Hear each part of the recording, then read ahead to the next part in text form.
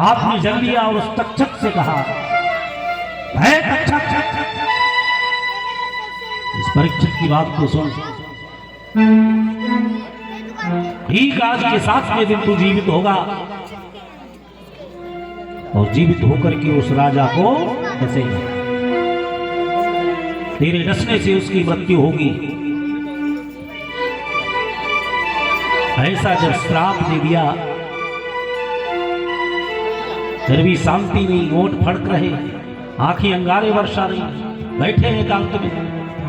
संत भगवान की आंख खुली, उन्होंने गले में मरा हुआ सांप देखा, गुस्सा नहीं आया। कहने लगे किसी ने विनोद कर दिया, यानी विनोद किसी ने हंसी में डाल दिया। अपने आप से सांप उठाया और फेंक दिया। जब अपने पुत्र की ओर देखा कि गुस्से से लाल ताल बैठा है, पास में गए, पुत्र क्या हुआ? पिताश्री, उस भ्रष्ट राजा ने आपके गले में मरा हुआ सांप डाला था, मैंने भी उसको श्राप दिया, ठीक आज से 7वें दिन वही तक्षक उसको डसेगा, जिसके डसने से उसकी मृत्यु हो जाएगी। अरे संत भगवान कहे, ये क्या किया बेटा, ये क्या किया बेटा?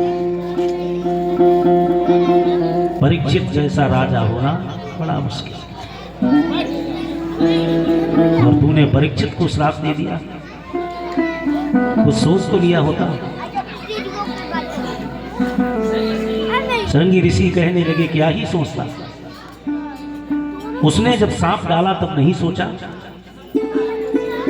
और आप कह रहे हो तुमने कुछ सोच लिया होता।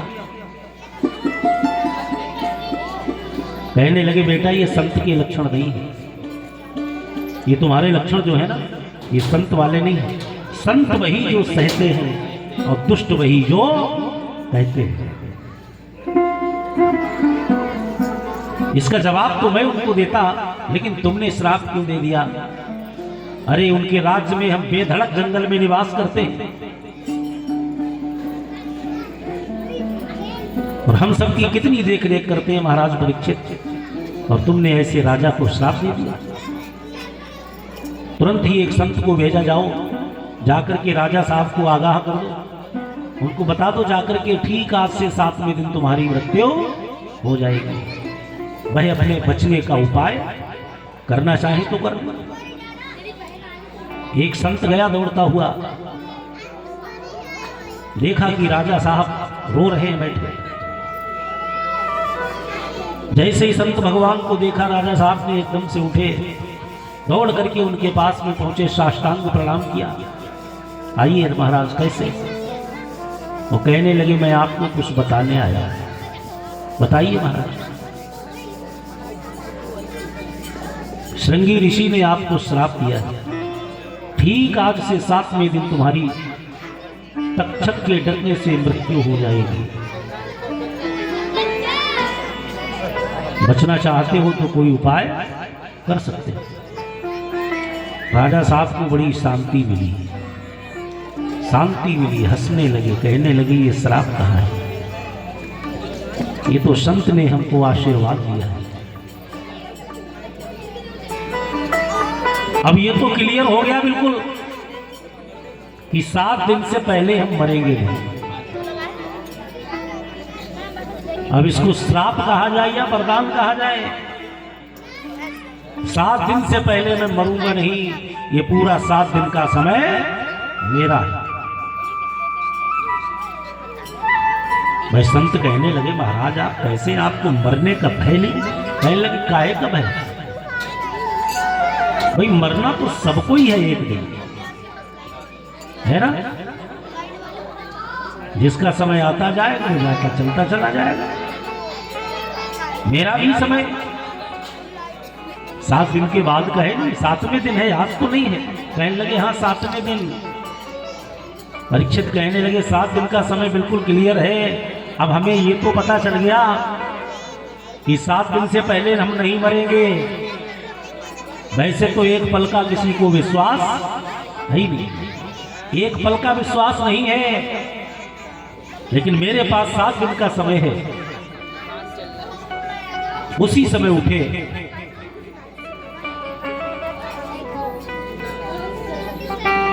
उसी समय उठे और उठ करके मेरे भगवत प्रेमियों अपने पुत्र जन्मेजय के लिए राजगद्दी पर बैठा दिया। स्वयं वन में निकल गए, जंगल में दौड़ते चले जा रहे हैं, जहां पर बड़े बड़े मनीषी संत बैठे थे, बड़े बड़े उच्चकोट के संत लोग बैठे हुए थे। वहां पे पहुंचे, संत लोगों ने देखा महाराज परीक्षित आ रहे।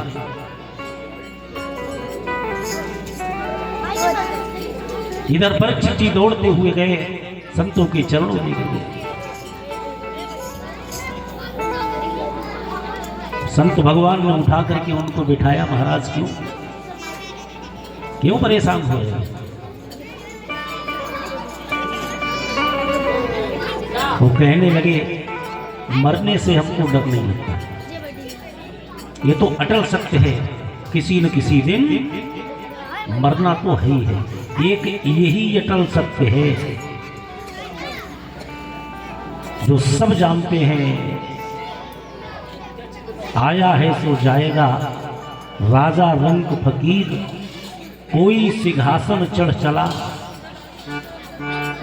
और कोई बंद के चला जंजीर। सब भली प्रकार से जानते हैं। ये दुनिया नहीं जागीर किसी की, दुनिया नहीं जागीर किसी की, दुनिया नहीं जागीर किसी की, दुनिया नहीं जागीर किसी की।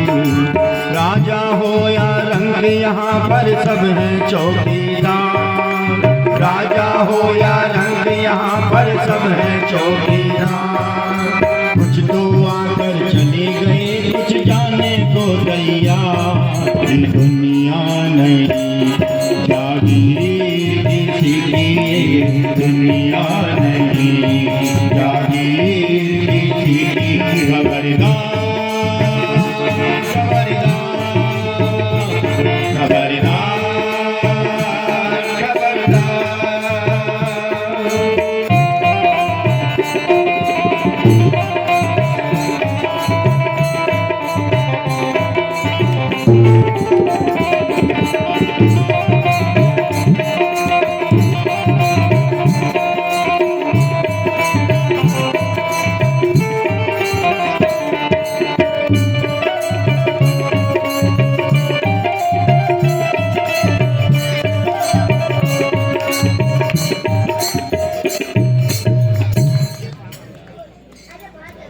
महाराज परीक्षित कहने लगे, जाना तो है, मरने का मुझे कोई डर नहीं है,